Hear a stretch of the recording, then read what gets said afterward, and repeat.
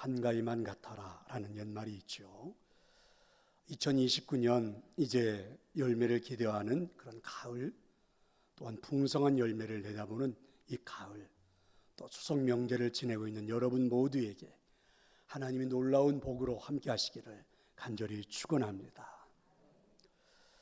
특별히 오늘 저는 추석 명절이라 성가대는 안 서겠다 이렇게 생각을 했더니 또 섰네요. 특별히 여자분들 두 분 집사님 정말 보기가 좋습니다. 이렇게 또 세워주시고 또 이 명절날 최선을 다해서 헌신하는 성가대원들, 특별히 여자분들 또 감사한데 우리 박수 한번 쳐 주십시다. 맞습니다. 추석은 우리 민족의 최대 명절이죠. 추석 명절의 특징이 있다면 햇곡식을 가지고 떡을 만들어 놓고 그리고 과일을 나누어 먹으면서 같은 마음으로 온 민족이 축제의 날로 지키는 그런 날입니다. 추석 명절에 대한 추억들을 기억해 보라 하면 참 많은 것들이 있겠죠. 이날은 온 가족들이 조상들을 기억하기 위해서 성묘를 하기도 하고 벌초를 하기도 하고, 또 삼국사기를 보면 신라의 유리왕 때부터 이 명절 기간이 되면 서로 편을 짜서 놀이를 했다 이렇게 전해지고 있죠. 길쌈대회, 활쏘기 대회, 그네를 타는 시합, 그리고 또 서로 상을 주고받기도 했던 이런 것들이 유래가 되어서 온 마을이, 온 국민들이 함께 명절로 지키게 되었습니다. 그래서 이제 오랜 세월을 거쳐 오늘 지금 우리들에게도 추석 명절을 맞이하게 되었는데 이 추석 명절이 우리에게 주는 의미가 있습니다.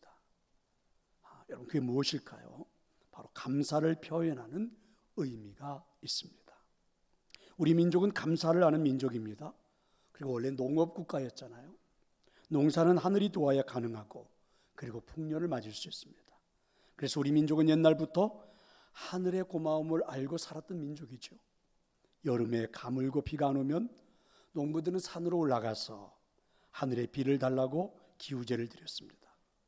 이 땅에 기독교가 들어오기 훨씬 이전부터 우리 민족은 하늘에 감사할 수 있었고 그리고 하늘을 섬기며 살아온 민족이 이 민족이죠. 그리고 햇곡식이 나오는 추석 때가 되면 떡을 만들고 온 동네 사람들이 모여서 함께 나누지만 하늘에 감사하는 마음을 담은 감사제를 올리기도 했습니다.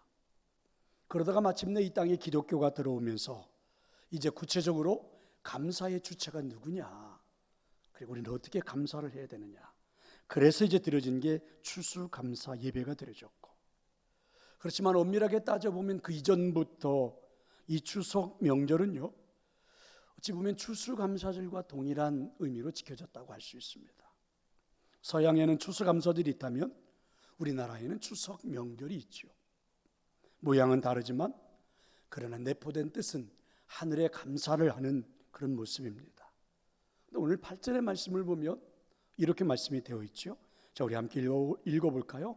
곡식과 새 포도주와 기름은 내가 그에게 준 것이요 그들이 바알을 위하여 쓴 은과 금도 내가 그에게 더하여 준 것이거늘 그가 알지 못하도다. 그가 알지 못하도다라는 말씀에 귀 기울여 보아야 합니다. 이 말씀에는 어떤 서운함이 느껴지는 그런 뉘앙스를 풍기죠. 이럴 수는 없는데, 아니 이렇게 해서는 안 되는데, 이런 느낌이 갖게 하는 그런 말씀입니다. 호세아 선지자는 하나님의 부르심을 받았습니다. 하나님은 호세아에게 하나님의 마음을 한번 이해해보고 그리고 백성들에게 하나님의 말씀을 선포하라 이렇게 명령을 하십니다. 그래서 하나님이 호세아에게 내렸던 명령 가운데 보면 이런 거지요. 사랑할 수 없는 여인을 아내로 맞이해서 가정을 이루라는 것입니다. 그 여인이 바로 고멜입니다. 호세아는 하나님의 말씀을 따라 그래서 고멜과 결혼을 했습니다. 성경은 이 여인을 부정한 여인, 불결한 여인 이렇게도 표현하죠. 거의 결혼을 할 수 없는, 선지자라면 더더욱 불가능한 일인데 이 여인을 아내로 맞이해서 결혼을 하고 가정을 이룬 것입니다. 그리고 자녀도 낳았습니다. 첫째 아들은 이스라엘, 둘째는 딸인데 로루하마, 셋째는 아들 로암미를 낳은 겁니다. 비록 불결한 여인을 아내로 맞이했지만 그래도 자녀를 낳아서 하나의 가정을 이루었습니다. 그런데 문제는 지금부터입니다. 고멜이 바람을 피우기 시작하죠. 심지어는 아예 집을 나가서 다른 남자와 살기도 합니다. 그때마다 하나님은 호세아에게 가서 고멜을 데려오라는 겁니다. 호세아는 그래서 그 하나님의 음성을 따라 고멜을 데려다가 다시 부부 생활을 하게 되죠. 이때 호세아가 느낄 수 있었던 감정은요, 어쩌면 하나님이 느끼고 있는 감정이와 똑같기에 호세아는 이렇게 표현을 하죠. 곡식과 새 포도주와 기름은 내가 그에게 준 것인데, 하나의 비유적인 표현이잖아요. 이런 겁니다. 호세아는 고멜에게 최선을 다했어요. 적어도 행복한 가정을 이루기 위해서 그녀의 과거를 알고 있지만 모든 것을 다해 사랑하고 가정을 꾸리고 싶었던 겁니다. 그런데 이 고멜이라는 여인이 나를 사랑하지 않아요. 나에게 감사한 마음이 조금도 없어요. 좋아하지도 않습니다. 호세아의 아픔이 느껴지지 않나요? 그런데 이 호세아가 느끼고 있는 그 아픔은요, 바로 하나님이 우리를 바라보고 느끼는 아픔과 동일하다. 성경은 이렇게 말씀하는 거죠. 심지어 고멜은요, 그들이 바알을 위하여 쓴 은과 금도 내가 그에게 더하여 준 것이거늘 말씀처럼, 글쎄 호세아가 고멜에게 주었던 금은 보화를 바람을 피우는 남자에게 다 가져다 주는 겁니다. 있을 수 없는 일이죠.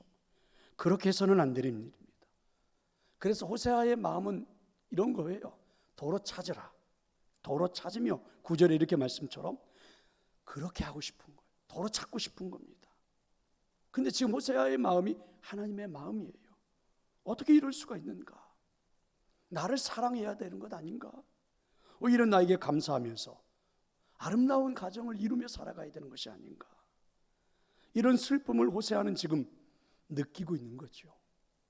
그런데 여러분, 하나님이 우리를 바라보고 느끼는 슬픔이 호세아의 슬픔과 똑같다는 것입니다. 사랑하는 성도 여러분, 전 세계에 있는 민족들이 하나님을 모른다 해도 인생을 살아가면서 느끼는 기본적인 감정들이 있습니다. 농사를 짓고 풍성한 열매를 보면서 느끼는 감정들이 있는데 그게 바로 감사의 마음이죠. 그래서 나라마다 감사의 축제 형태가 다양하지만 어느 민족이든지 간에 대부분 다 있습니다. 이것은 인간이 느끼는, 그래서 신에 대한 감정이 아닐까. 감사하는 마음. 한 해의 농사를 짓고 나서 열매를 바라보면서 하늘을 바라보고 느끼는 이 감사의 감정은 모든 민족이, 모든 사람들이 대부분 다 가지고 있는 거죠. 근데 우리 민족은 이걸 추석 명절이라고 명칭한 겁니다.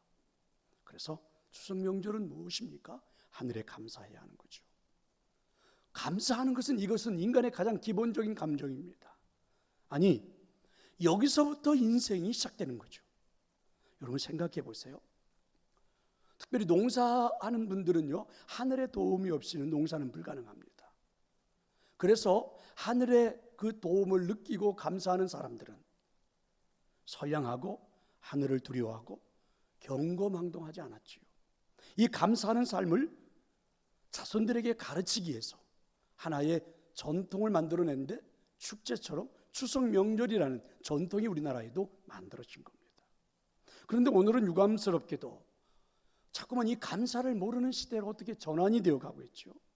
감사를 모두가 생략하고 살아가는 시대가 됐습니다. 옛날에 아이들은요, 다 부족함을 느끼면서도 아름답게 잘 성장했습니다. TV도 없었습니다. 밤도 길었어요. 집집마다 대부분 자녀들이 막 5, 6, 7, 8씩도 되기도 하죠. 첫째가 둘째, 셋째를 돌보기도 하고, 첫째가 넷째를, 둘째가 5, 6째를 돌보기도, 이러면서 자랐습니다. 그래서 아이들도 어린 시절이면 대부분 눈치가 빤합니다. 3살만 돼도 누구 앞에 줄을 서야 되는지를 알 정도로 눈치가 빤했지요. 참 부족하지만, 그래도 가난했지만 가정들마다 그저 감사하면서 기본적인 이 감정으로 행복을 누리며 살았죠. 그런데 오늘 아이들은요, 부모보다도 아이들이 먼저입니다. 이제는 밥을 굶는 시대에서 밥을 안 먹는 시대로 살아가고 있죠. 풍요로움이 찾아왔습니다. 그래서 오늘 아이들은요, 밥이 저절로 생기는 줄 알죠. 하늘에서 뚝 떨어지는 줄로 압니다. 그리고 이 풍요로움이 아이러니하게도 우리를 감사를 모르게 만들어버렸죠. 감사를 모르니까 그 다음에 나타난 부작용들이 남을 배려할 줄을 모르죠. 이기주의가 늘어갑니다. 매사가 자기우선입니다. 남에게 배려할 줄을 모르는 그런 사회를 만들어버리고 말았죠. 한국교육가정평가원이 영국, 프랑스, 일본, 한국 초등학생들 2349명에게 학교에서 다른 사람을 이해하고 존중하는 것을 배웠느냐고 물었습니다. 그랬더니 영국의 초등학생들은 60%가 60.6%, 프랑스 아이들은 60%, 일본 아이들은 28.7%가 학교에서 배웠다, 이렇게 대답을 했습니다. 그런데 우리 한국의 초등학생들은 학교에서 남을 배려하는 것을 배웠다, 이렇게 대답한 아이들은 15.9%밖에 되지 않습니다. 그러니까 학교에서조차 가장 인간의 기초가 되고 기본이 되는 감사하는 삶 자체마저도, 교육마저도 무시되고 소홀히 되어지는 그런 시대입니다. 사람이 살아가는데 가장 기본이 되는 삶이 바로 감사하는 삶이죠. 은혜를 알고 살아가는 삶이죠. 배려하는 삶입니다. 이 삶이 이루어지고 나면 사실은 나머지 문제들은 저절로 풀리고 저절로 이루어지게 되어 있죠. 그리고 이 삶을 잘 교육하면 경거망동하지 않게 되고, 가정의 소중함도 알게 되고, 어른들도 공경하게 되고, 건강한 사회생활도 하게 되죠. 그런데 근본적으로 지금 우리 사회는 이 기본적인 감정이 무시되고 잘못되고 있으니까 사회적인 문제가 발생할 수밖에 없는 것입니다. 그래서 데보라 노빌이라는 분은 감사의 힘이라는 책을 썼는데, 이 책을 쓴 이유를, 목적을 분명히 했습니다. 그는 이 세상 사람들에게 감사를 가르쳐 주어야 하겠다, 이런 생각으로 책을 기록한 거죠. 전 세계적으로 캠페인을 벌려서라도 사람들이 감사하는 삶을 살게 하자, 그 목적의 책을 썼고, 그리고 회사를 이끌어가는 기업들도 마케팅을 할 때마다 감사라는 것을 내세워서 마케팅을 하게 하자, 자, 이런 목적으로 책을 쓴 겁니다. 언어와 피부는 달라도, 그리고 모든 나라 모든 부모들이 아이들에게 감사를 좀 가르치자, 이렇게 강조를 했습니다. 그래서 엄마는 아빠에게 고맙습니다, 가정에서 이렇게 인사하게 하고, 아빠들은 아내들에게 감사합니다, 이렇게 인사하게 하고, 자녀들도 부모님을 바라보면서 감사합니다, 이렇게 인사를 하자고 이분은 강조를 해요. 왜 감사를 강조하게 되었을까요? 고맙습니다, 감사합니다 라고 말할수록 더 행복해지기 때문입니다. 감사합니다라는 짤막한 말 한마디 속에 인생을 바꿀 수 있는 힘이 들어있다, 이분은 이렇게 확신한 겁니다. 그래서 더 늦기 전에, 더 세월이 깊어지기 전에 우리가 옆에 있는 사람에게 고맙습니다, 이렇게 인사하자고 캠페인을 벌였죠. 고마워요, 이렇게 인사하자고 캠페인을 벌였습니다. 무엇보다도 자신에게도 한번 해보라, 고마워요, 이렇게 말입니다. 그리고 이분은 결론을 말하기를 이렇게 말했습니다. 행복해서 감사한 것이 아니고 감사하기 때문에 행복해진다 라는 것입니다. 사랑하는 성도 여러분, 추석 명절은 어쩌면 인간이 느끼는 가장 기본적인 감정, 감사하는 절기가 추석 명절이죠. 하늘의 은혜로 풍년을 이루게 되었다, 하늘의 은혜로 내 삶이 지금 이루어지고 있다는 것을 인정하는 것이 바로 추석 명절의 의미죠. 그럼 정말 의미 있는 명절이 아닙니까? 감사하면서, 그렇죠? 감사하면서 내 삶에 이루어지고 있는 것에 대한 하늘의 은혜로 인정하면서, 자, 이렇게 살아가는 것들, 그게 바로 지켜야 하는 추석의 명절이었죠. 저는 여러분에게 그 의미 있는 추석 명절이 지켜지고 있는 줄로 믿습니다. 이 추석 명절이 우리에게 주는 의미가 또 있습니다. 무엇입니까? 가족의 정을 나누는 날이죠. 추석 명절에 대한 우리나라가 만든 문화적인 전통은요, 흩어졌던 가족들이 다 모이는 날입니다. 제가 시골에서 그동안에 자라보니까 명절 때가 되면 도시에 나가 살던 자녀들이, 또 먼 곳에 살던 형제들이 고향으로, 집으로 돌아오더라고요. 함께 제사를 올리고, 그리고 함께 공동체 가족을 이루더라고요. 추석 명절에 대한 추석은 추억은 그래서 저에게는 참 좋은 날입니다. 의미도 좋고 계기도 좋고 그리고 동기도 참 순수하고 좋은 날로 저에게는 기억이 되어 있습니다. 추석 명절이 만든 문화적인 전통 여러 가지가 있죠. 그 가운데 우리는 송편을 만드는 전통이 있습니다. 송편을 만들면서 가족 관계를 돈독히 하는 빼놓을 수 없는 프로그램이 아닙니까? 가족들이 함께 모여서 송편을 만들다 보면 가족의 공동체가 확인되고 결속이 되고 하나를 이루는 시간이 되잖아요. 참 좋은 문화적인 전통입니다. 추석 명절은 어쩌면 하늘이 준 아주 고마운 날이기도 하죠. 그렇지만 현대라는 문화가 만들어 놓은 가치관은요, 쉽고 편안하고 간소하고 개인적인 것들로 인해서 이제는 추석 명절이 퇴색되어져 가고 있습니다. 결국 이런 가치관은요, 가족의 공동체를 약화시키고 말았죠.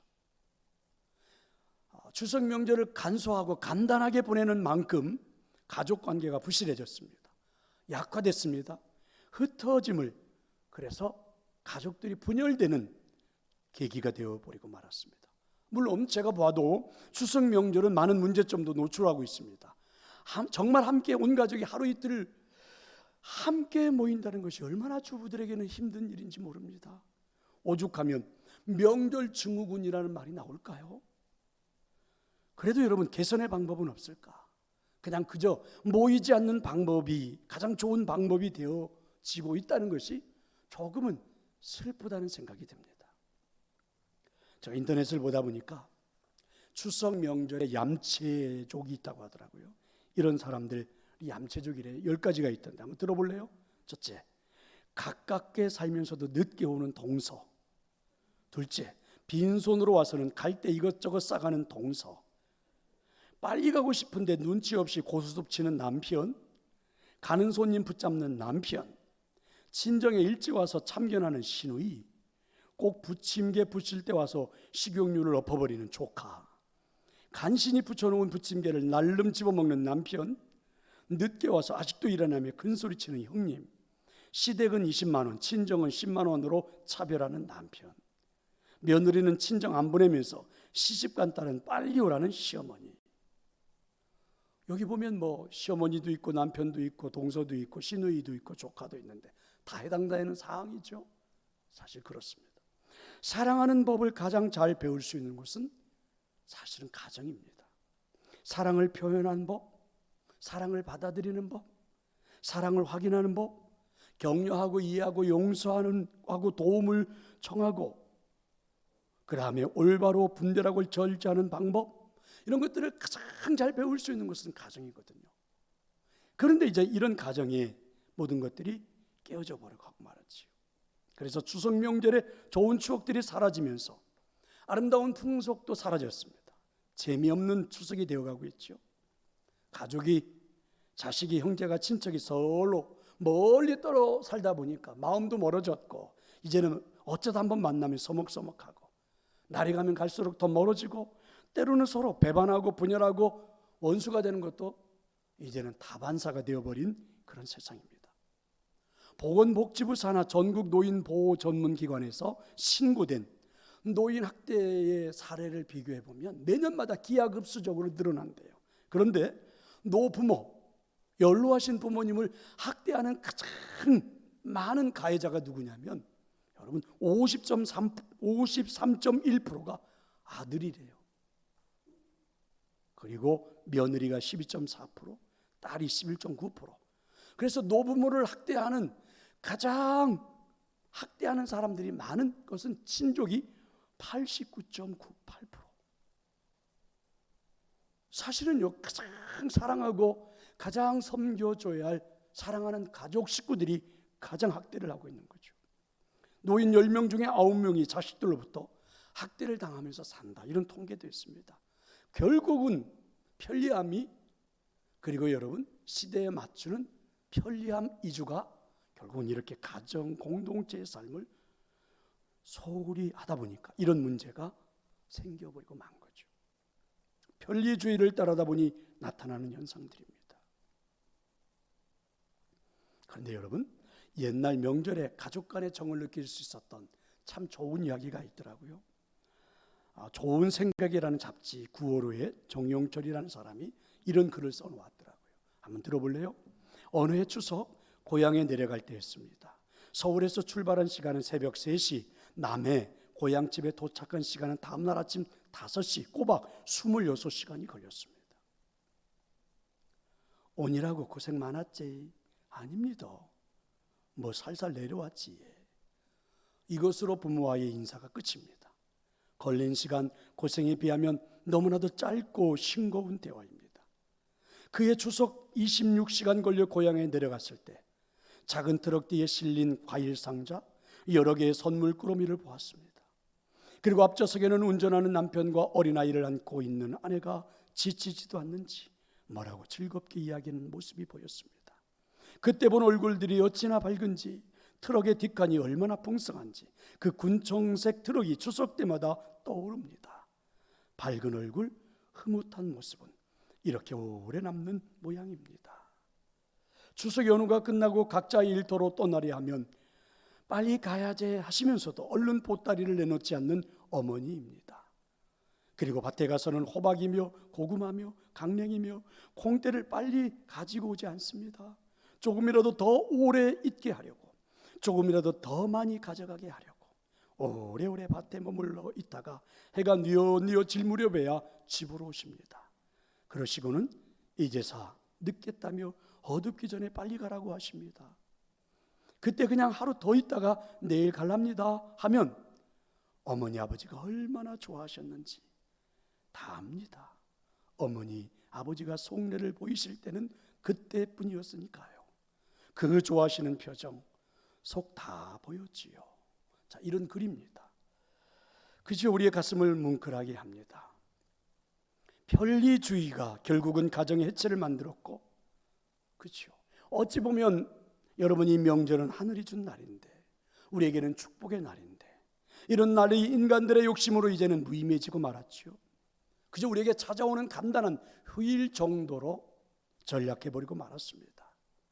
그래서 해외여행을 가고 어딘가 여행을 가는 걸로 이제는 명절이 퇴색되어져 버렸죠. 조금은 아쉬움이 남습니다. 사랑하는 성도 여러분, 호세아는 직접 하나님의 마음을 느껴보았습니다. 고멜이라는 여인을 통해서입니다. 비록 불결한 여인이지만 사랑해서 결혼했고 자녀들이 출생하여 가정을 이루었습니다. 그런데 고멜의 바람을 피우는 일로 인해서 가정이 파탄날 지경이 됐죠. 고멜을 보면서 호세아는 말하고 싶었던 것이 있습니다. 그게 9절이죠. 그러므로 내가 내 곡식을 그것이 익을 계절에 도로 찾고 내가 내 새포도지를 그것이 맛들 시기에 도로 찾고 또 그들의 벌거벗은 몸을 가릴 내 양털과 내 삶을 빼앗고 싶다.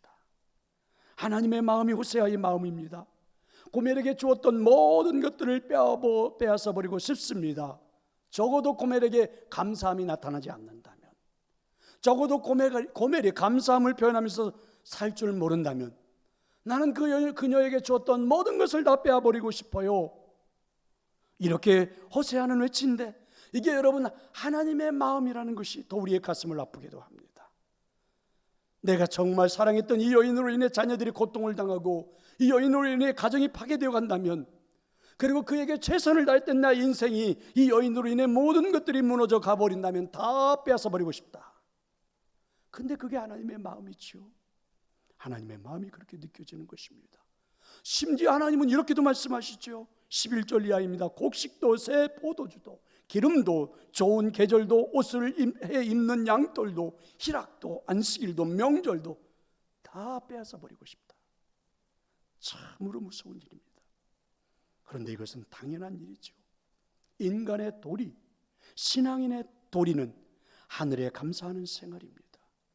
왜냐하면 그 하나님은 우리에게 명절도 주셨고 평화도 주셨고 안식일도 주셨고 곡식도 주셨고, 그리고 그 곡식이 익어가는 계절도 주셨고 우리에게 먹을 걸도 주셨기 때문입니다.